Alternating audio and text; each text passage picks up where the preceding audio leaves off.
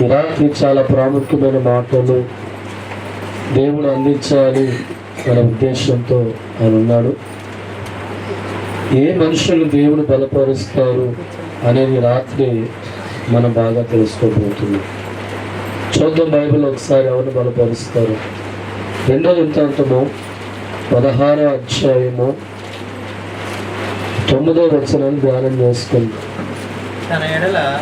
తన ఎడల యథార్థ హృదయము గలవారిని బలపరచుటకై యెహోవా కనుదృష్టి లోకమంతటా సంచారం చేయుచున్నది. చాలు, దేవుని స్తోత్రం. ఈ రాత్రి వాక్యాన్ని బాగా మనం పరిశీలిస్తూ ఉంటే ఎవరి జీవితాలు దేవుడు బలపరుస్తారు అనే మాట మనం బాగా పరిశీలన చేయాలి. గమనించాలి దైవజనమ, తన ఎడల యథార్థ హృదయము గలవారిని, దేవుడి స్తోత్రం. యథార్థమైన ప్రవర్తన మన దేవుడి పట్ల కలిగి ఉండాలి. అటువంటి ప్రవర్తన మనం కలిగి లేకపోతే దేవుడు తిన్నాలు మనం కొనసాగుతున్నా, భక్తపరులము అన్న మాట మనం ఉపయోగించుకున్నా, దేవుడు కనుదృష్టి మన మీదకి రాక, దేవుడు దయ మన మీదకి రాక అనేక సందర్భాల్లో మనుషులుగా మనం బాధపడుతూ ఉంటాం. దేవుడి స్తోత్రం. బలపరచుమని దేవుని కోరుకుంటావు, కానీ యథార్థమైన ప్రవర్తన కలిగిన హృదయం మనిషికి లేకపోవడం వల్ల దేవుని బతిమాలుకున్నా, దేవుడితో ఉన్నా, నడిచే వరకు మన జీవితాలు ఉన్నా దేవుడి కనుదృష్టి మన మీదకి రాదు. దేవుడి స్తోత్రం. ఈ రాత్రి తన ఎడల యథార్థ హృదయము గలవారిని, దేవుడి స్తోత్రం. మనుషులుగా మనం పై రూపాన్ని చూసి వాడిని గౌరవిస్తూ ఉంటాం. వాడు సూటో బూటో వేసుకుంటూ ఉంటే ఆహా అని గౌరవిస్తూ ఉంటాం. కానీ ఒక మనిషిని దేవుడు గౌరవించాలి, ఒక కుటుంబాన్ని దేవుడు ఆదరించాలి, ఒక వ్యక్తిని దేవుడు ప్రేమించే స్థానానికి ఆ వ్యక్తి మారాలంటే యథార్థమైన ప్రవర్తన దేవుడు చూస్తారు. ఏ కుటుంబంలో యథార్థమైన ప్రవర్తన దేవుడు కనిపిస్తుందో, ఏ వ్యక్తి జీవితంలో యథార్థమైన ప్రవర్తన దేవుడు కనబడుతుందో, ఆ వ్యక్తుల జీవితాల్ని దేవుడు బలపరచడానికి పరలోకము నుంచి భూలోకం వైపు ఆయన కనుదృష్టి ఉంటుంది. దేవుడి స్తోత్రం. హల్లెలూయా. యథార్థన ప్రవర్తన గలవారిని బలపరచుటకై యెహోవా కనుదృష్టి లోకమంతటా సంచారము చేయుచున్నది. దేవుడి స్తోత్రం. దేవుడి కన్నులు యథార్థవంతులు ఈ లోకంలో వెతుకుతూ ఉంటే 100కి 90 మంది జీవితాలు యథార్థమైన జీవితాలు లేకుండానే కనబడుతున్నాయి. ప్రతి మనుషులు కూడా దేవుడు బలపరచాలి అనే ఉద్దేశం వెతుకుతూ ఉన్నారు. ప్రతి కుటుంబాన్ని కూడా దేవుడు బలపరచాలి అనే మనసుతోనే వెతుకుతున్నారు. అయితే ఆయన వెతుకుతున్న వ్యక్తుల జీవితం ఎలా ఉండాలంట? యథార్థంగా ఉండాలి, యథార్థమైన ప్రవర్తన కలిగిన వారు ఉండాలి, యథార్థ హృదయం కలిగిన వారుగా ఉండాలి. అటువంటి వారి జీవితాలు మాత్రమే దేవుడు కోరుకుంటాడు. అటువంటి జీవితాలు మాత్రమే ప్రభువు వాడుకుంటాడు. అటువంటి జీవితానికి మాత్రమే దేవుడు దగ్గరగా ఉంటాడు. అటువంటి జీవితాలతో దేవుడు కూడా సాహసం చేసేవాడిగా మారిపోతాడు. దేవుడి స్తోత్రం. ఈరోజు నీ జీవితాన్ని బలపరచమని కోరుకుంటున్నావు. యథార్థమైన ప్రవర్తన దేవుడి కనబరుస్తున్నావా? దేవుడు నీతో ఉండాలని కోరుకుంటున్నావు. యథార్థ హృదయం కలిగిన వాడిగా జీవితంలో దేవుడితో ఉన్నావా? దేవుడు తోడు ఉండాలి అని కోరుకున్నావు. ప్రతి మనిషి కోరుకుంటారు. కానీ పరిశుద్ధమైన దేవుడు నీకు తోడుగా ఉండాలంటే, సర్వాధికారి దేవుడు నీకు తోడుగా ఉండాలంటే, మనిషి జీవితాన్ని ఆస్వాదించే దేవుడు మనకు అండగా నిలబడాలంటే నీ దగ్గర డబ్బు ఉండాలి అని దేవుడు కోరుకోలేదే. నువ్వు చదువు కలిగిన వాడిగా ఉండాలి అని బైబిల్లో చెప్పలేదే. దేవుడు అంటున్నాడు, యథార్థ ప్రవర్తన కలిగి ఉంటే నా కనుదృష్టి నీ మీదుగా వస్తుంది. హల్లెలూయా, హల్లెలూయా. మనిషి యథార్థంగా ఈ లోకంలో జీవించేవాడిగా ఉండాలి. మనిషి దేవుడు చూసే సమయానికి యథార్థమైన ప్రవర్తన కలిగి ఉండాలి. దేవుడి పట్ల, దేవుడి వాక్యం పట్ల, దేవుడి మందిరం పట్ల, దేవుడి శాసనాల పట్ల యథార్థమైన ప్రవర్తన కలిగి ఉంటే తప్ప దేవుడి కనుదృష్టి మన మీదకి రాదు. గమనించండి, చెడిపోయిన మార్గంలో ఉంటే దేవుడి కనుదృష్టి మీదకి వస్తుందా? లోక మార్గంలో ఉంటే దేవుడా నా జీవితాన్ని చూడు అంటే ఆయన చూడగలడా? చెడిపోయిన మార్గంలో ఉంటే నా జీవితాన్ని చూడు తండ్రి అంటే ఆయన చూడగలడా? నీలాగా నాలాగా ఆయన మనిషి కాదు, పరిశుద్ధమైన దేవుడు. ఒక పరిశుద్ధమైన దేవుడు మనుషుల వైపు చూడాలన్నా, మనిషితో సాంగత్యం చేసేవాడిగా మారాలన్నా, మనిషికి స్నేహితుడిగా మారాలన్నా, మనిషిని ఆదరించేవాడిగా మారాలన్నా, ఆ మనిషిలో దేవుడికి ఏం కనిపించాలంటే గుడ్ క్యారెక్టర్. తప్పులు కొట్టండి. హల్లెలూయా.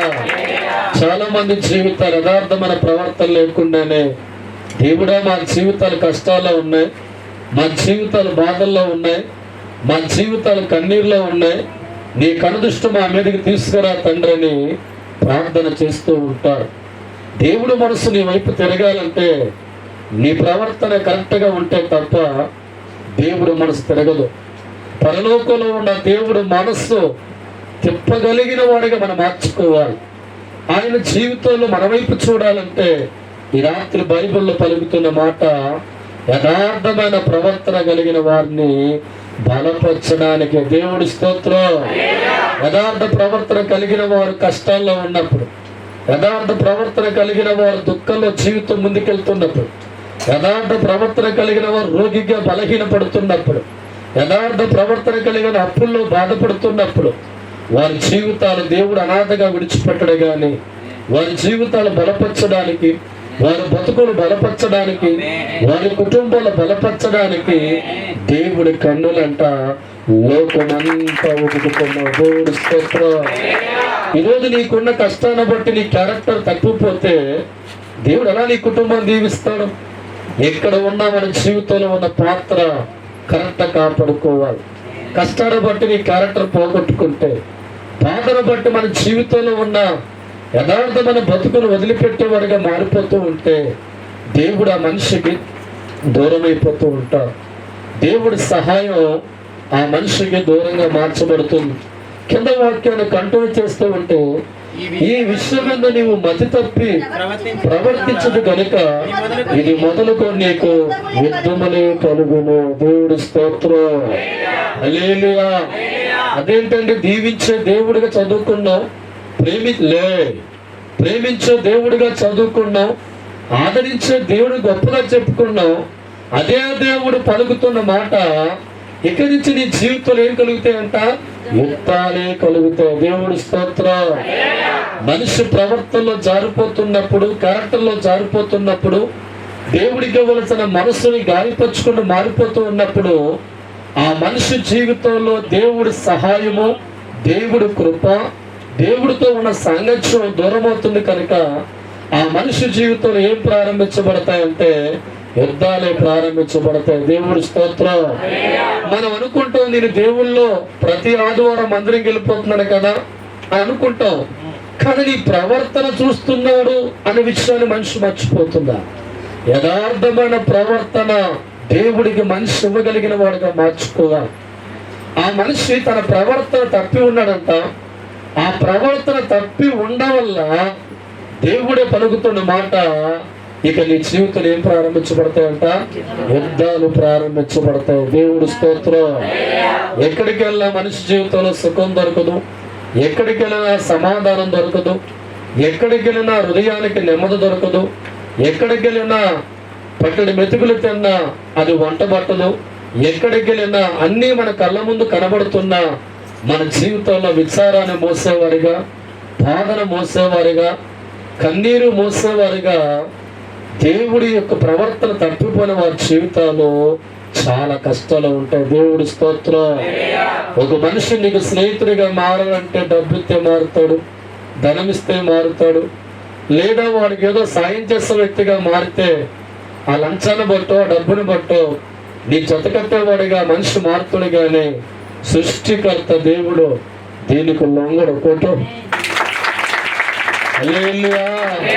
తొలి భర్తను దేవుడికి ఇచ్చినా, దశం భాగం దేనికి ఇచ్చినా, కానుక దేవుడికి ఇచ్చినా, నీ కోడి పెట్ట దేవుడికి ఇచ్చినా, నీ గుడ్డు దేవుడికి ఇచ్చినా ఆయన మనసు నీ వైపు తిరగదు. కానీ యథార్థమైన ప్రవర్తన కలిగిన వారిగా జీవితాన్ని మార్చుకొని, బ్రతుకును మార్చుకొని, నేను ఎలా ఉంటే నా దేవుడికి ఇష్టపడతాను, నేను ఎలా ఉంటే నా తండ్రి సంపాదించుకుంటాను, నేను ఎలా ఉంటే నా బ్రతుకు దేవుడి చేత వెలిగించబడుతుంది ఆలోచించే వ్యక్తిగా మారి మనం ఎక్కడైతే పడిపోయామో ఆ యథార్థ ప్రవర్తన మళ్ళా సంపాదించుకొని దేవుని వెంబడించే వ్యక్తిగా ఉంటే అప్పుడు వస్తుంది దేవుడు కనుదృష్టి. హల్లెలూయా.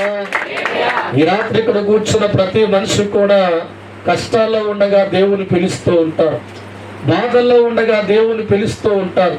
నీ కనుదృష్టి మనం తీసుకురావయ్యా, నువ్వు చాలా బాధల్లో ఉన్నా అంటారు, కానీ నీ ప్రవర్తన ఎలా ఉందో కనిపెట్టేవారుగా లేకపోతే గొంతు చించి అరిసిన మిగిలిపోతావు తప్ప దేవుడు మన వైపు చూడడం, దేవుని కనుదృష్టి మన మీదకి రా. అయితే దేవుడు అంటున్న రాత్రి యథార్థవంతులు బలహీనలు ఉన్నారు, యథార్థవంతులు బలపరచడానికి నా కన్నులు ఏం చేస్తానంట, లోకమంతా చూస్తున్నాయి. దేవుడి స్తోత్రం. చెడిపోయిన వారిని బలపరచడానికి కాదు, దేవుడికి విరోధముగా పోరాడు వారిని బలపరచువారి కాదు, దేవుని దుఃఖపెట్టు వారిని బలపరచడానికి కాదు, దేవుడి కళ్ళల్లో కన్నీరు రప్పించే వారిని బలపరచడం కాదు.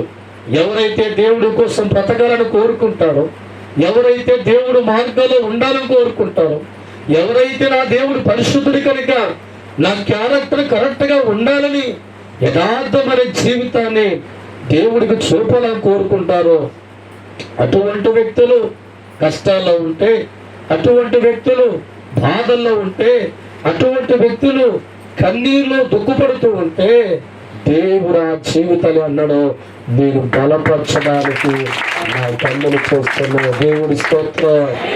ఇలాంటి చక్కగా దేవుడు మనతో మాట్లాడుతుండగా దేవుని జీవితాన్ని బలపరచాలని కోరుకున్నావు, కానీ నీ ప్రవర్తన ఎలా ఉందో మనం సరి చేసుకోకపోతే దేవుడి యొక్క బలపరిచే విధానం మన జీవితానికి రాదు. అందుకే ప్రతి మనిషి కూడా యథార్థమైన ప్రవర్తన కాపాడుకొని దేవుళ్ళు కొనసాగే వ్యక్తులుగా జీవితాన్ని మార్చుకోవాలి. ఒక భగవంతుడు మనస్సు మన వైపు చూడాలన్నా, ఒక దేవుడి కనుదృష్టి మన వైపు చూసేవాడిగా మారాలన్నా మనిషి జీవితంలో దేవుడు కోరుకునేది యథార్థమైన ప్రవర్తన, యథార్థమైన హృదయము. దేవుడి స్తోత్రం. ఇవ్వాలి నీవు దేవుడికి యథార్థమైన హృదయాన్ని, ఇవ్వాలి నీవు దేవుడికి యథార్థమైన హృదయాన్ని. ఎంతగా ఎంతగా మనం మొరపెట్టినా, ఎంతగా ఎంతగా మొరపెట్టినా వినలేదు వినలేదు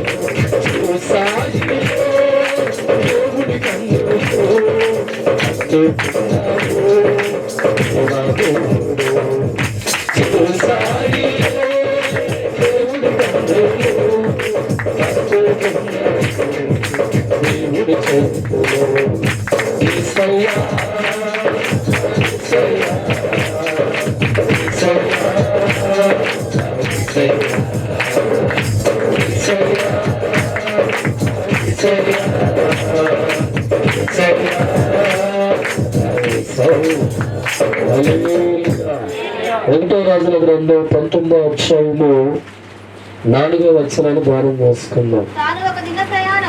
దాని ఒక దిన ప్రయాణము అరణ్యములోనికి పోయి ఒక బదిరీ వృక్షము కింద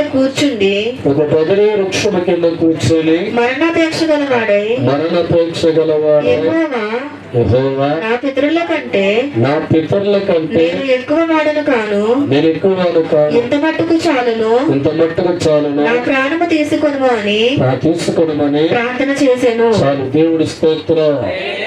ఏలియా జీవితాన్ని మనం బాగా పరిశీలిస్తూ ఉంటే ఆ ప్రాంతంలో ఒక్కడే దేవుళ్ళ రోషము కలిగిన ప్రవర్తన కనిపిస్తూ ఉన్నారు. ఎంతో మంది బయలు ప్రవర్తన యెహోవాను దూషిస్తూ ఉంటే, దేవుడికి విరోధమైన మాటలు పలుకుతూ ఉంటే, దేవుడు పక్షం నిలబడిన వాడు ఎవడైనా ఉన్నాడు అంట ప్రాంతంలో ఏలియా ఒక్కడే. అటువంటి వారి జీవితాల్లో కష్టాలు ఎక్కువైపోయినాయి, బాధలు ఎక్కువైపోయినాయి, మనుషుల యొక్క కీర్తు ఆలోచనలు ఎక్కువైపోయినాయి. అటువంటి సందర్భంలో కలవరపడుతున్న హృదయంతో ఏలియా మార్చబడ్డాడు. ఆ కలవర వంటి హృదయంతో పడుకుంటున్నాడు, నేను కూడా సాధారణమైన వ్యక్తిని, నా జీవితం నా పితల కంటే గొప్పదేం కాదు ప్రభా, ఇంతవరకు నా జీవితంలో నువ్వు ఇచ్చిన ఈ సేవను జరిగించాను, ఈ యొక్క బాధ్యతను మోస్తూ ఉన్నాను, ఇంక చాలు ప్రభా నన్ను చంపే అని ఏలియా పిరికివాడిగా మాట్లాడుతూ ఉన్నారు. అయితే దైవజన్మ ఏలి యొక్క జీవితాన్ని బాగా పరిశీలిస్తే యథార్థమైన ప్రవర్తన కలిగినవాడు, దేవుడంటే మహారోషము కలిగి దేవుడికి అవమానం తేకూడదు అనే ఉద్దేశంతో బ్రతికినవాడు. అటువంటి వాడి జీవితం పిరికితనంగా మారినప్పుడు, అటువంటి వాడి జీవితం ప్రాణభీతి కలిగిందిగా మార్చబడినప్పుడు, అటువంటి వాడి జీవితం చచ్చిపోవాలి అని కోరికతో అడుగులు వేస్తున్న సమయంలో యథార్థంగా ఉన్న ఏలియాను బలపరచడానికి దూతలు పంపించడం. ఏలియా చెడులో ఉంటే దేవుడు పట్టించుకున్నవాడు కాదు, ఏలియా లోకంలో ఉంటే దేవుడు గ్రహించి దగ్గరికి వెళ్ళలేని వాడు ఉండేవాడు. కానీ ఏలియా జీవితం యథార్థమైన ప్రవర్తన ఉంది, దేవుడంటే కష్టపడే గుణం ఉంది, దేవుడికి నిలబడే మనసు ఉన్న కనుక అటువంటి వాడి జీవితం కృంగిపోకూడదని, అటువంటి వాడు చనిపోయే స్థాయిలో ఉండకూడదని ఏలియాను బలపరచడానికి దేవుడే దిగొచ్చిన దైవజనమ. దేవుడి స్తోత్రం. ఏలియాతో దేవుడు దూతలు మాట్లాడుతూ ఉన్నాయి, ఏలియా ఇంకెంతో పని నీకు చేయవలస్తున్నది, నువ్వు సాధారణమైన వ్యక్తి కాదు, నువ్వు బలమైన వాడివి, యథార్థమైన ప్రవర్తన కలిగిన వాడివి, దేవుడి చేతుల్లో వాడబడుతున్న వాడివి. కాబట్టి ఏలియా నీకు మరణం కాదు కానీ దిగో దేవుడు ఆహారం పంపించాడు చెప్పగానే ఆహారం తీసుకొని మరలా దేవుడు మాట పడి బలపడి దేవుడి పనిని కొనసాగించాడు. దేవుడి స్తోత్రం. ఏలియా జీవితాన్ని దేవుడు ఎందుకు బలపరిచాడు, మిగతా వారి జీవితాన్ని ఎందుకు బలపరచగా ఆలోచిస్తే యథార్థమైన ప్రవర్తన ఏలియాలో ఉంది కనుక ఏలియా జీవితాన్ని బలహీనంగా మార్చబడుతున్నప్పుడు, మనసు గందరగోళంలో వెళ్ళిపోతున్నప్పుడు ఏలియా జీవితాన్ని బలపరచడానికి దేవుడు మరింత దగ్గరగా మారి తోడుగా వచ్చిన వాడిగా బైబిల్ గ్రంథంలో మనకు కనబడుతుంది. దేవుడి స్తోత్రం. ఏలియా డబ్బులు ఇస్తాడు అని దేవుడు రాలా, దశం భాగిస్తాడని చెప్పి బలపరచని దేవుడు రాలా. ఏలియాలో దేవుడు ఏం చూస్తాడు అని ఆలోచన చేస్తే దేవుడు అంటే భయభక్తులు కలిగి యథార్థమైన ప్రవర్తన కలిగి నా జీవితాన్ని బట్టి నా బ్రతుకును బట్టి దేవుడికి మహిమ రావాలి తప్ప అపకీర్తి రాకూడదు అనే ఆలోచనలో ఏలియా బ్రతుకుతున్న క్యారెక్టర్ కలిగి ఉన్నాడు కనుక అతని జీవితాన్ని బలపరచడానికి దేవుడు కన్నులు అతని వైపు చూశాడు. దేవుడి స్తోత్రం. నా ప్రేమల దైవజనమ, ఈరోజు నీ జీవితాన్ని బలపరచమని దేవుడు కోరుకున్నవారు వందల్లో ఉన్నారు. కష్టాల్లో ఉన్నవారు దేవుడి ముందుకెళ్ళి మా కష్టాలు తీర్చి బలపరచు నాయనా అని ప్రార్థించేవారు వందల్లో ఉన్నారు. రోగాలతో ఏడుస్తున్నవారు ఈ రోగాల నుంచి బయటికి తీసుకొచ్చి మా జీవితాలు బలపరచు నాయనా అన్నవారు వందల్లో ఉన్నారు. కానీ మనిషి జీవితాన్ని దేవుడు బలపరచాలంటే ఒక ప్రార్థన సరిపోదండి. నీ గుణం, నీ ఆలోచన, నీ మనసు, నీ ప్రవర్తన పరిశుద్ధంగా దేవుడికి కనబడాలి. దేవుడి స్తోత్రం. హల్లెలూయా. సర్వాధికార దేవుడు తల నుంచి అరకాల వరకు కూడా ఏటు చోట దేవుడు చూడగలడు. మనిషి అంతరంగాన్ని పరిశీలించే ఏకైక దేవుడు దేవుడేనండి. మనుషులైతే పై రూపాన్ని బట్టి ఇది గొప్పడు లెక్కేస్తారు. కానీ దేవుడు మనిషి మనసు నుంచి, హృదయం నుంచి ఆలోచనలు ఎలా ఉన్నాయని కూడా దేవుడు లెక్కలు తీసుకుంటాడు. మనిషి మనసు కరెక్ట్ గా ఉంటే, హృదయం కరెక్ట్ గా ఉంటే, ఆలోచనలు కరెక్ట్ గా ఉంటే, తలంపులు కరెక్ట్ గా ఉంటే, మన నడక కరెక్ట్ గా ఉంటే, మన ప్రవర్తన తగ్గట్టుగా మన జీవితం అనుకూలంగా ప్రభుకు మార్చుకుంటే అటువంటి జీవితాలు ప్రభు అంటున్నాడు, నేను కనుదృష్టితో వారిని చూస్తున్నాను. హల్లెలూయా. దేనికోసమో తెలుసా? బలపరచడానికి. యథార్థమైన ప్రవర్తన కలిగిన వారి జీవితాలని దేవుడే బలపరుస్తారండి. మనుషులు వారి బలహీనతను బట్టి, విధానం బట్టి దూరం కావచ్చేమో కానీ దేవుడు మన ప్రవర్తన కరెక్ట్ గా ఉంటే మన జీవితాలు దేవుడే బలపరుస్తారు. మనకు అండగా దేవుడే తోడు వస్తారు. ఏ కీడు మన జీవితం రాకుండా, ఏ తెగులు మన జీవితం ఏలుబడి చేయకుండా, ఏ కష్టాలు మనకు ఏలుబడి కాకుండా, ఏ కుటుంబం అయితే యథార్థమైన ప్రవర్తన కాపాడుకొని తన జీవితంలో ప్రభుకు చూపించగలుగుతో వారిని బలపరచడానికి పరలోకంలో ఉన్న దేవుడు దిగి వస్తాడు. దేవుడు స్తోత్రం. యోబు గ్రంథం 4:3 ధ్యానం చేసుకుందాం. యోబు గ్రంథం 4:3 అనేకులకు బుద్ధి నేర్పిన వాడివి, బలహీనమైన చేతులను బలపరిచిన వాడువు. చాలు. దేవుడి స్తోత్రం. బైబిల్లో దేవుడి వాక్యాన్ని గమనిస్తూ ఉంటే యెహోవా అన్నాడా, నీవు అనేకులకు ఏం నేర్పించావంట? బుద్ధి నేర్పించువాడివి, బలహీనమైన చేతులను బలపరచువాడివి. దేవుడి స్తోత్రం. యోబు జీవితం మనం బాగా పరిశీలిస్తూ ఉంటే ప్రారంభంలో జీవితం చాలా చక్కగా ఉంది. ఆవిష్కారం చేత, ఆరోగ్యం చేత, సిరి సంపదల చేత, వేల మంది పనివారి చేత ఎంతో ఉన్నతనంగా యోబు జీవితం వెళ్ళిపోతున్న తరుణంలో హఠాత్తుగా కొన్ని శ్రమలు ప్రారంభించబడ్డాయి, కొన్ని బాధలు ప్రారంభించబడ్డాయి. ఆ బాధలు తట్టుకోలేనంత బాధలు పడ్డాడు. ఒక పక్క తన కుటుంబంలో 10 మంది సంతానం కూడా చనిపోయారు. ఒక పక్క ఆస్తి మొత్తం కూడా దూరం అయిపోయింది. మరో పక్క దైవజనమ ఆరోగ్యం అంతా దూరం అయిపోయింది. మరో పక్క చుట్టాలు, బంధువులందరూ కూడా దూరం అయిపోయారు. మరో పక్క స్నేహితులు అంటున్నాడు, వీడు ఎంత పాపం చేస్తే ఈ కర్మిడి పడద్దే అని వేధించేవారుగా మారిన దేవుడి స్తోత్రం. మనుషులందరూ కూడా యోబు హృదయంలో ఉన్న ప్రతి ఆలోచన తప్పుపడుతున్నారు. వీడు ఎంత పాపం చేస్తే వీడి జీవితాలుగా అయిపోతుంది, ఎంత దుర్మార్గుడిగా ఉంటే వీడి బతికలుగా అయిపోతే. మనిషి పాపం చేస్తే తప్ప వాడి జీవితంలో కర్మ కాలిపోదు అని స్నేహితులు మాట్లాడారు, బంధువులు మాట్లాడారు. చివరికి అన్ని కోల్పోయిన వాడు దేవుడు స్తోత్రం. కానీ దేవుడు మట్టిగా యోబు జీవితాన్ని బలపరచడు. హల్లెలూయా. మనుషులు తనకున్న లోపాన్ని బట్టి, శ్రమను బట్టి, కీడు బట్టి లెక్కేసుకున్నాడు. వీడెంతో దుర్మార్గుడిగా ఉంటే, ఎంతో పాపిగా ఉంటే శ్రమలు వచ్చి అనుకున్నాడు. కానీ యోబు జీవితంలో దేవుడు చూసింది యథార్థమైన ప్రవర్తన. నష్టాలు వచ్చిన యోబు జీవితంలో యథార్థమైన ప్రవర్తన వదులుకోలేదు. కష్టాలు వచ్చిన యోబు జీవితంలో యథార్థ ప్రవర్తన వదులుకోలేదు.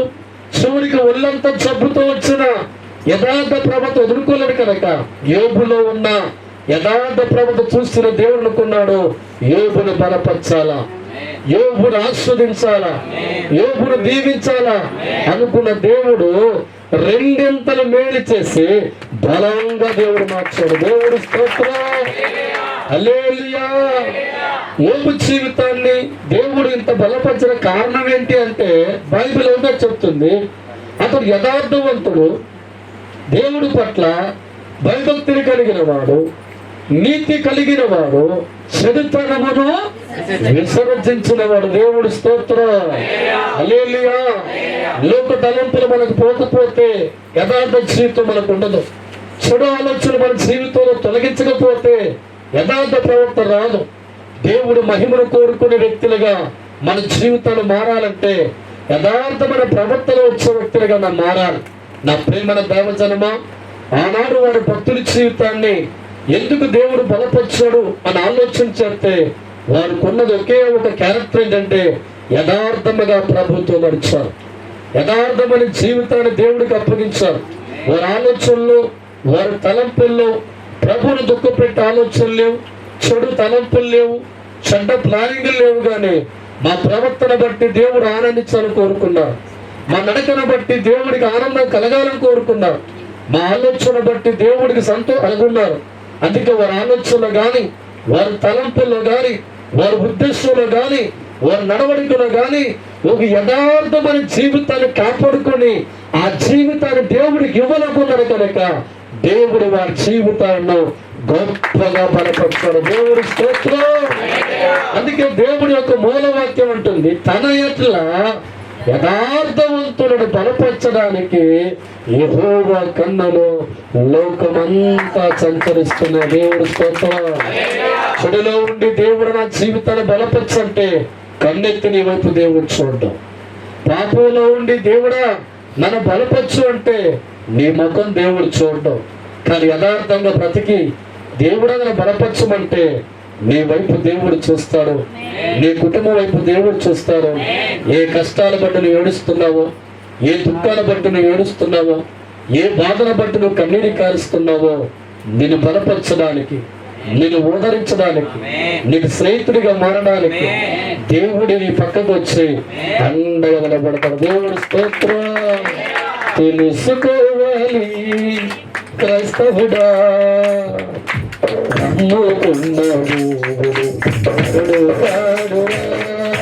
తెలుసుకోవాలి క్రైస్తవుడా, దేవుడు నరుడు కాడురా, లోకాలోచనలన్నీ వదలగా, లోకములోని గొప్పతనం చూడగా, లోకంలోని ఆలోచనలే వదలగా, లోకములోని గొప్పతనం చూడగా, దేవుడా నన్ను తోలుకో,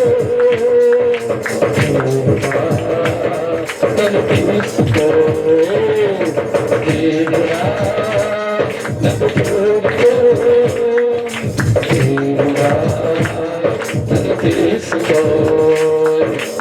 ఎన్నాడు మనను అడిగినా దేవుడు కలగదుగా, ఎన్నాడు మనను అడిగినా దేవుడు కలగదుగా.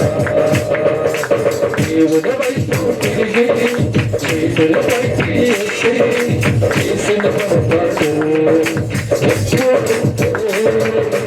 దేవుడు వైపు తిరిగి చేతుల పైకి ఎత్తి చేసిన పొరపాటు ఒప్పుకుంటే తోలు వరకు మనము అడుగుతాము, అది నీకు ఇస్తాడని తోలు వరకు మనము అడుగుతాము, అది దేవుడు నీకు ఇస్తాడని. దేవుడు ఉన్న చోట పోతాడి, దేవుడు కాదాడు పోతాడు, దేవుడు ఉన్న చోట పోతాడి, దేవుడు కాదాడు పోతాడు. నాన్న తోడుకో, నాన్న తోడుకో, నాన్న తోడుకో,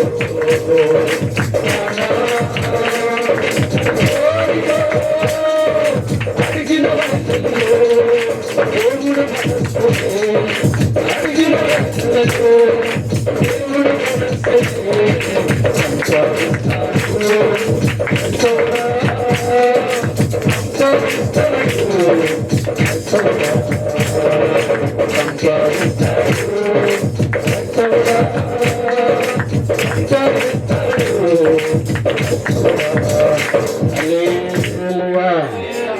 మనం తిన్న వండుకునే అన్నంలో దొడ్డ ముక్కలు ఉన్న వండేసుకుంటామండి, చెప్పాలి. రాళ్ళు ఉన్న వండేసుకుంటావా, కర్ర పుల్లన్న వండేసుకుంటామంటే మొదటగా మనం ఏం తెలుసా, ఈ బియ్యములు ఏమున్నాయి ఎదుగుతాం. దేవుడి స్తోత్రం. తిండి కోసం వండుకునే కనీస బియ్యములోనే నీ కళ్ళు పెద్దవిగా మార్చుకొని ఆ బియ్యములో ఒకవేళ రాళ్ళున్నాయో బెడ్డలున్నాయో పొలంలో చూసి మొదటిగా ఏం చేస్తా అవన్నీ తీసేస్తావు. దేవుడి స్తోత్రం. బుద్ధున్నవాడు జ్ఞానం కలిగిన ఏ మనిషి కూడా బెడ్లు కనబడుతుండే వండుకోవడానికి చచ్చిపోతారు. దేవుడి స్తోత్రం. హల్లెలూయా. పక్కడి మెతుకులు తినకపోతే మనిషి చనిపోతాడు కొన్నాళ్ళు. ఆ మనిషి తినాలనుకున్న ఆహారంలో పరిశుద్ధంగా ఉండాలని కోరుకుంటున్నావా? రాళ్ళుంటే వండేసుకుంటున్నావా? బెడముక్కలు ఉంటే వండేసుకుంటున్నావా? కర్రపుల్లో ఉంటే వండేసుకుంటున్నావా? అంటే నీ కన్నులు మొదట ఏమి ఎదుగుతాయంటే ఈ బియ్యంలో ఏమున్నాయి ఎదుగుతాయి. దేవుడి స్తోత్రం. చెరిగి చెరిగి చెరిగి చెరిగి చెరిగి చెరిగి బిడ్డలన్నీ కూడా బయటకు వచ్చేదాకా బియ్యాన్ని ఏం చేస్తామంటే మనం చెరుగుతాం.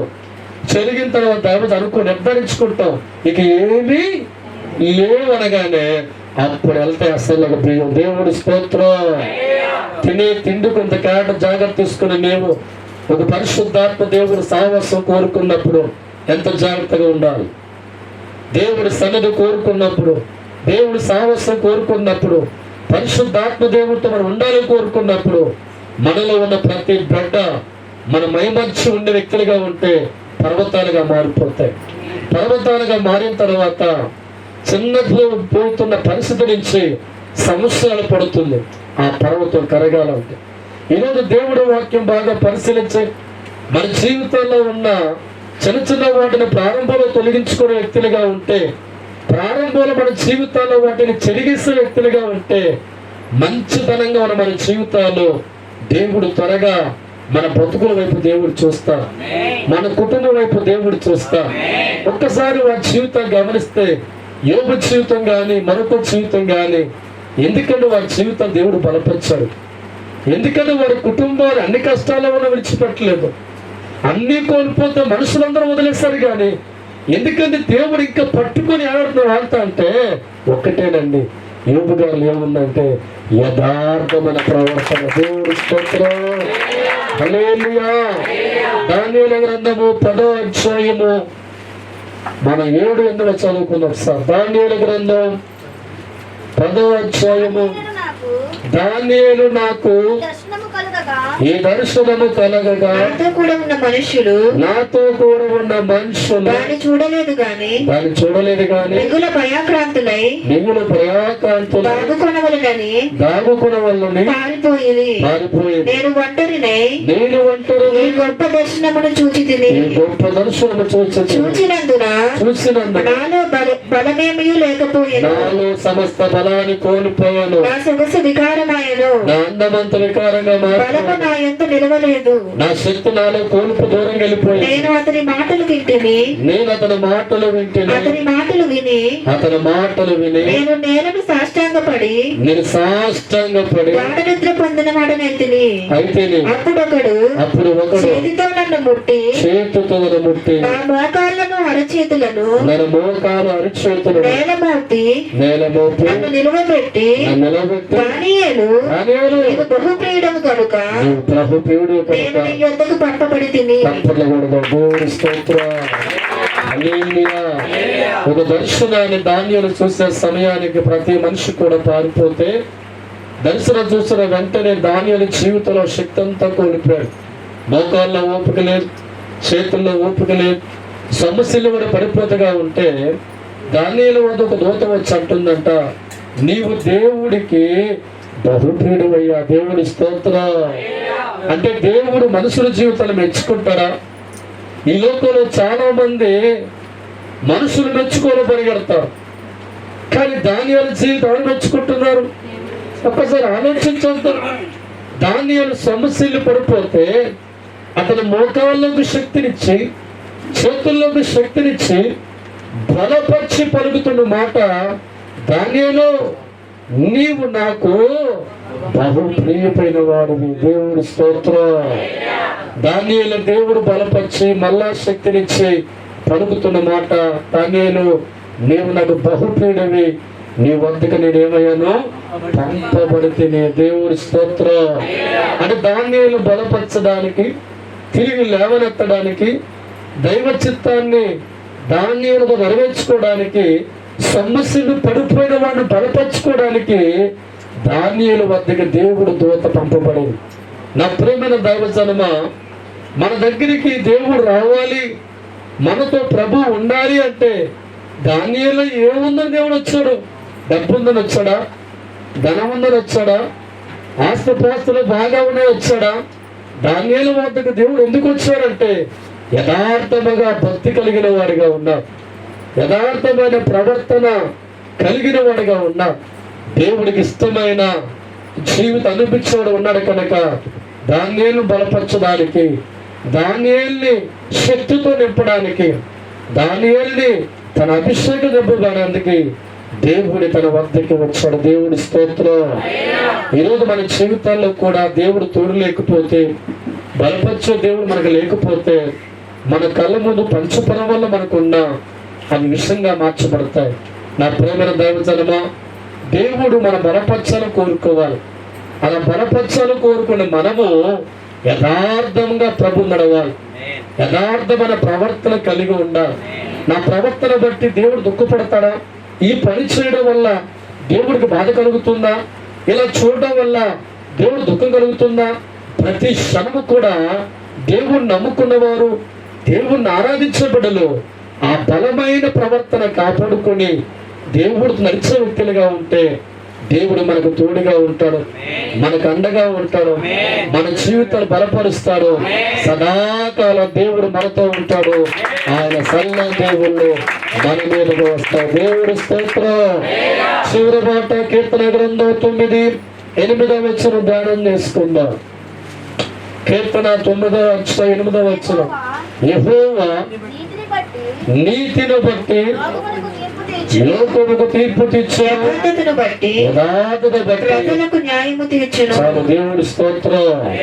ఈరోజు దేవుడు మనకు న్యాయం తీర్చాలి, మన పక్షాన మంచి జవాబు రావాలంటే ముందుకు కోడి తగిలిచాడు. నిన్నది యథార్థ ప్రవర్తన పడి ఏం చేస్తానంట, నీకు న్యాయము తీరుస్తాను. దేవుడి స్తోత్రం.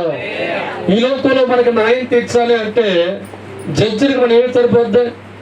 4 రూపాయలు లాయర్లు కడితే, 4 రూపాయలు జడ్జి కడితే, ఎవరు ఎక్కువ డబ్బులు ఇస్తే వాడి తరఫున న్యాయం తీరుస్తాడు. దేవుడి స్తోత్రం.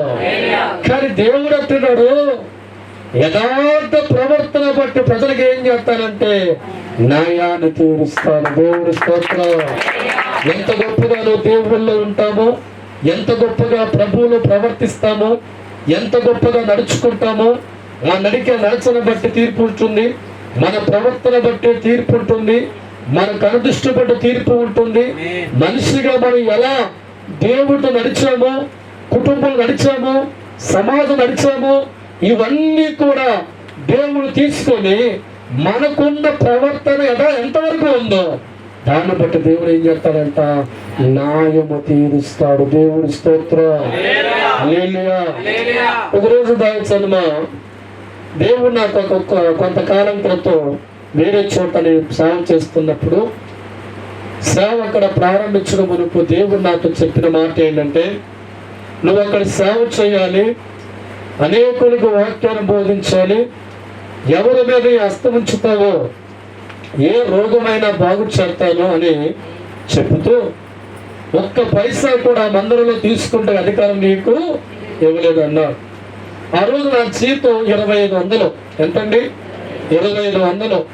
నా ఇంటద్ది 350 రూపాయలు, బాత్రూమ్ అద్ది 50 రూపాయలు. ఎంతండి? 50.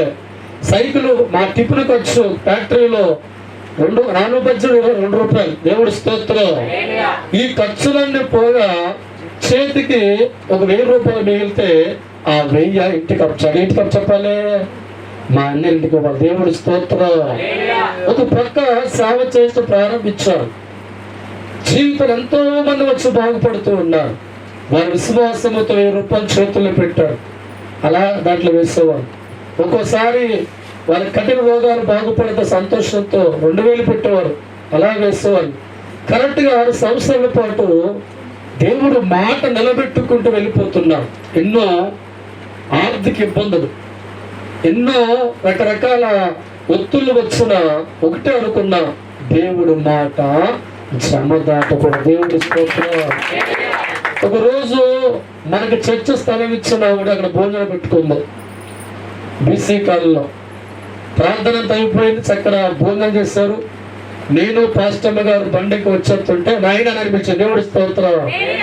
కొన్ని బియ్యం మిగిలిని ఒక 6 సార్లు ఉంటాయి, తీసుకెళ్ళమంది. నాకు వద్దని చెప్పా, బలవంతా బండి పెట్టింది. నిజం చెప్తానండి. సరే కావాలనే తీసుకొచ్చా. అప్పటికి మా ఇంట్లో ఎలాగ బియ్యం లేవు. అమ్మగారు ఏం చేశారంటే వండారు. దేవుడి స్తోత్రం. ఆ వండేది ఫ్యామిలీ మొత్తం తిన్న పట్టుకుని అప్పటి నుంచి విరేసినారు. ఎన్ని బిళ్ళలు మింగినా వదలతాలా, పేనుగులాగా అయిపోయాం. బిళ్ళలు మింగుతూనే ఉన్నాం, నడిచే ఓపిక అయిపోయింది. ఇక దేవుకుంటూ వస్తున్నాం. అమ్మగారు అన్న డౌట్ వచ్చి, ప్రార్థన చేసావా బియ్యానికి? దేవుడి స్తోత్రం. చూడు సాతాను కూడా ఏం చెప్పంటే, నాకు ప్రార్థన చేపుట్టి వెళ్తాడు. దేవుడి స్తోత్రం. 2 రోజులు గడిచిపోయింది. ఈ తగ్గతాల ఏమైపోతాం, అమ్మగారు బయటకు వెళ్ళిపోయాడు. మీకు దండం పెడతా, ప్రార్థన చేయండి. దేవుడి స్తోత్రం. ఎందుకో నాకు 2 రోజులు బలహీనపడుతున్నా, మోసం అయిపోతున్నా, ప్రార్థన మట్టిగా సాతాను చేయడానికి అనిపిస్తుంది. తర్వాత 3వ రోజు ఎందుకు చదువుతూ వెళ్ళి దేవుడి మూలకి వెళ్ళి ప్రార్థిస్తే ఒక మాట చెప్పాడు, నా మాట తప్పవు. ఏంటి ప్రభు, నీ కొరకు ఎక్కడ డబ్బులు తీసుకోలేదు, ఎవరి దగ్గర కూడా సేవ చేస్తూ నా అడగలేదు. ఏంటి ప్రభు అంటే, నా సన్నిధిలోకి వచ్చిన బియ్యాన్ని తెచ్చుకున్నావుగా. దేవుడి స్తోత్రం. మప్పులు ఇడుపుని దావించడమా. 6 సంవత్సరాల దేవుడి కోసం రాత్రిపూట కష్టపడేవారు. 6 సంవత్సరాలు ఒక్క పైసా తీసుకోకుండా దేవుడి పనిలో కొనసాగేవాడిని. నేను అనుకున్నాను ఇది చిన్న తప్పు అనుకుని తీసుకుని వచ్చి బహుశా.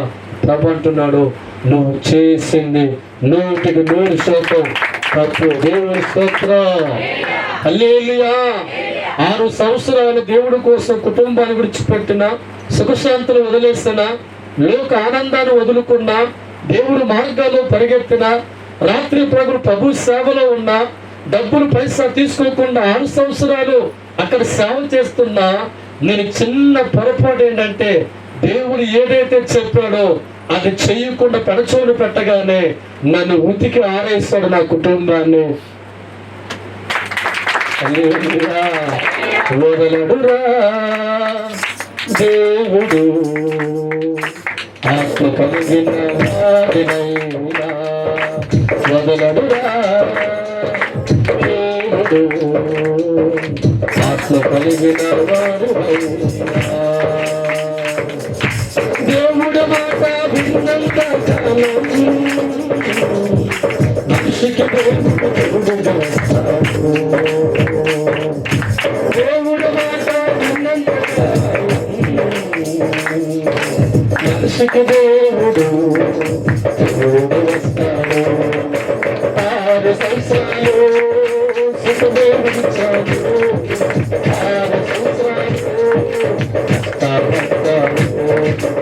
6 సంవత్సరాలు సుఖదేవుడిచ్చాడు.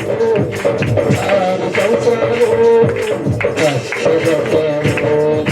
తిండున్నా లేకున్నా బ్రతుకున్నా లేకున్నా దేవుడిగా మహిమ తేవాలి. తిండున్నా లేకున్నా బ్రతుకున్నా లేకున్నా దేవుడిగా మహిమ తేవాలని ఆలోచించి నడిచేలా దేవుడి కోసమే బ్రతకాలనుకున్నా, ఆలోచించి నడిచేలా దేవుడి కోసమే బ్రతకాలనుకున్నా. తప్పిపోయాను దేవుడి వాక్యాన, తండ్రి కోపానికి వెళ్ళిపోయాను. తప్పిపోయాను దేవుడి వాక్యాన, తండ్రి కోపానికి వెళ్ళిపోయాను. శిక్షిస్తాడు దేవుడు దినములు నా బతుకులో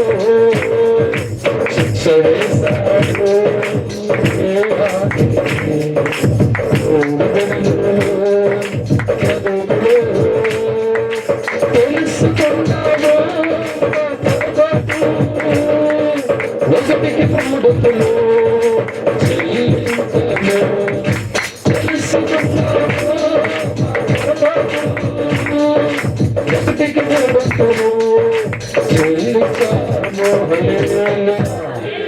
బదులు ప్రార్థన చేశాక నేను చేసిన తప్పేంటో నాకు దేవుడు మాట్లాడిన తర్వాత ఏడుతూ వచ్చి అమ్మగారి దగ్గర చెప్పగానే అమ్మగారు ఏడడం ప్రారంభించాం. ఎందుకని ఇలా చేశారన్నారు, నాకు తెలియని చెప్పా. దేవుడి స్తోత్రం. అప్పుడు అమ్మగారు అన్నారు, ఒక వంతుకి 3 వంతులు వేసి తిరిగి మందిరం అప్పగొద్దాం. దేవుడి స్తోత్రం. అప్పుడే కొత్త భర్త కొనుక్కున్న 25,000 భర్త 3 సార్లుగా 6 సార్లు కలిపి 9 సార్లుగా మార్చి అలా 3 9లు 27 సార్లు తీసుకెళ్ళి తండ్రి సన్నిధిలో అప్పగించి కుటుంబం అంతా ఏడ్చి మోకరించి దేవుని బతిమాలుకుంటే ఆ పూట మా అందరికి మంచి ఆరోగ్యాన్ని దేవుడు అనుగ్రహిస్తాడు. దేవుడి స్తోత్రం. మనుషులు దూరమైన బ్రతకొచ్చు కానీ దేవుడు దూరం అయితే దావచ్చనమా ఆ మనిషికి ఎన్నున్నా సుఖశాంతులు ఉండవు. అందుకే ఇంత ప్రభు ఆత్మతో మీతో మాట్లాడుతున్నా. మన డబ్బు ముఖ్యం కాదు, ధనం ముఖ్యం కాదు, కానీ ఆస్వాదించే దేవుడు మన తోడుగా ఉండాలి. దేవుడు తోడుంటేనే పంటలో కానీ వ్యవసాయంలో కానీ పాడిలో కానీ ఆఖరికి మనం వండుకున్న ఆహారం తినాలన్నా దేవుడు దయ కావాలి. అయితే ప్రభు అంటున్నాడు, నన్ను బలపరిచిన ఆయనను కోరుకుంటున్న మనకే ప్రభు అడుగుతున్నాడు, యథార్థమైన ప్రవర్తన నువ్వు కలిగి ఉన్నావా? యథార్థమైన మనస్సు నువ్వు కలిగి ఉన్నావా? యథార్థమైన ప్రవర్తన కలిగి ఉంటే మనుషులు ఎవరిని చూడకపోయినా నా కన్ను నేను చూస్తాను, నా మనసు నేను చూస్తుంది, నా హృదయం నేను చూస్తుంది. చూసి ఊరుకొని కానీ నీ వద్దకు వచ్చి నేను బలపరిచి దేని బట్టి మనం వెడుతున్నామో, దేని బట్టి దుఃఖపడుతున్నామో ఆ దుఃఖ దినములన్నీ కూడా దేవుడు కొట్టివేసి దీవిస్తారండి. ఆ రోజు దేవుడు ఇచ్చిన తర్వాత క్షమాపణ కోరుకున్న తర్వాత నెక్స్ట్ రోజు మా జీవితంలో ఇంకో భర్త బియ్యాన్ని దేవుడు మా ఇంటికి ఇచ్చాడు. దేవుడి స్తోత్రం. దేవుడు ఇవ్వకుండా తీసుకున్నాను, బలహీనగా మారి దేవుడికి దూరస్తులుగా అయిపోయాం. దేవుడు ఇచ్చిన తర్వాత తీసుకుంటే మళ్ళా మాకు విడుదల పట్టలేదు, బలహీనగా మార్చబడలేదు. కానీ జీవితంలో దేవుడు తోడి ఉండి ఆయన నడిపించుకుంటూ తన కృపను వర్ధింపు చేసుకుంటూ ఈరోజు అనేకులకు దేవునికరంగా దేవుడు మారుస్తున్న కారణం ఏంటంటే మా క్యారెక్టర్ని కాపాడుకోవడం, మా జీవితాన్ని కాపాడుకోవడం. మమ్మల్ని బట్టి మనుషులు బాధపడినా పర్లేదు, కానీ ఒక నిర్ణయం ఉంటామండి, మా కుటుంబాన్ని బట్టి నేను ఎప్పుడు బాధపడదు. ఆ గుణాన్ని దేవుడు అనుగ్రహించాడు కనుక దాదాపు 19 సంవత్సరాల నుంచి దేవుడి మాట నాకు దొరుకుతుంది, నా ద్వారా మీకు దొరుకుతుంది. మీరు ధన్యులు, నేను ధన్యులు, ఇక్కడ అందరూ కూర్చున్న ధన్యులు. దేవుడు మీ కుటుంబాలు మరోసారి ఉంచను కాక. అందరూ మోకరించని ప్రార్థన చేసుకోండి. పరిశుద్ధుల ప్రేమ కలిగిన తండ్రి, మీకు అనేకమైన స్తోత్రాలు తండ్రి. ఈ రాత్రి కాలమందు మీ మాటలు మాకు అందిస్తున్నారు. తన పట్ల యథార్థమైన ప్రవర్తన హృదయాలను బలపరచడానికి యెహోవా కన్న లోకమంతా సంచరిస్తున్నాయని వాగ్దానం చేస్తున్నాం తండ్రి. ఈ రాత్రి మా అందరినీ బలపరిచినందుకు వందనాలు తండ్రి. మా ముందు కొంతమంది భక్తులు ఎలా బలపడ్డారో, ఎవరి ద్వారా బలపరచబడ్డారో తేటగా మాతో మాట్లాడావు తండ్రి. భక్తుల జీవితాల్లో కష్టాలు కన్నీళ్ళు మునిగిపోతున్నప్పుడు అయినా వారి ప్రవర్తన చెడుపుకోకుండా యథార్థమైన బ్రతుకులు నిలబెట్టుకున్నారు కనుక కష్టాల్లో మీరు తోడుగా వచ్చి వాళ్ళని బలపరిచి ఆదరించారు తండ్రి. ఈ రాత్రి మేమందరం కూడా మీరు బలపరుస్తూ వచ్చాం తండ్రి. ఆనాడు మీ వాక్యం సెలవిస్తున్నారు, బలహీనమైన చేతుల్ని బలపరచేవాడు నీవేనని భక్తుడు పలుకుతున్నాడు తండ్రి. ఈరోజు మేము ఏ విషయంలో బలహీనగా ఉన్నాము, ఏ విషయాల్లో పడిపోతున్నాము, ఏ విషయాల్లో జారిపోయామో, దీన్ని బట్టి నీ కృప మాకు దూరం అయిపోతుందో అయ్యా, మరలా మేము తెలుసుకున్న వారిగా, దాన్ని పోగొట్టుకోకుండా కాపాడుకున్న వారుగా మా హృదయాలు బలపరచమని వేడుకుంటున్నాం. ప్రతి నెలలో జరిగే కూడికలో ఈ నెలలో కూడా ప్రభా మేమందరం ఏకీభవించు ఎన్నో పాటల ద్వారా ప్రార్థనల ద్వారా స్థుతించాం తండ్రి. వాక్యమైన మా తండ్రి, నీవు మా వైపు చూడాలి అంటే చదువును బట్టి చూడవు కానీ, అందచందాలు బట్టి చూడవు కానీ, పొలాన్ని బట్టి చూడవు కానీ, బ్యాక్గ్రౌండ్ బట్టి చూడవు కానీ, మంచి హృదయాన్ని, యథార్థమైన ప్రవర్తనని చూసిన దేవుడిగా ఉన్నందుకు వందనాలు. ఈ రాత్రి ప్రతి ఒక్కరిని నీ చల్లని దేవునితో మనం ఆస్వాదించి నీ కృపలో బలపరచు, వర్ధిల్లింపచేయమని మన రక్షకుడు మీ కుమారుడైన యేసుక్రీస్తు పుణ్యనామం పేరట అడిగి వేడుకుంటున్నాను తండ్రి. యేసు రక్తమించం, సిలువ రక్తమించం, అపవాదికి నాశనం కలుగును గాక. తండ్రి ప్రేమ, క్రీస్తు కృప, పరిశుద్ధాత్మ సదాకాలం తోడవచ్చును గాక. లేచి నిలబడదాం.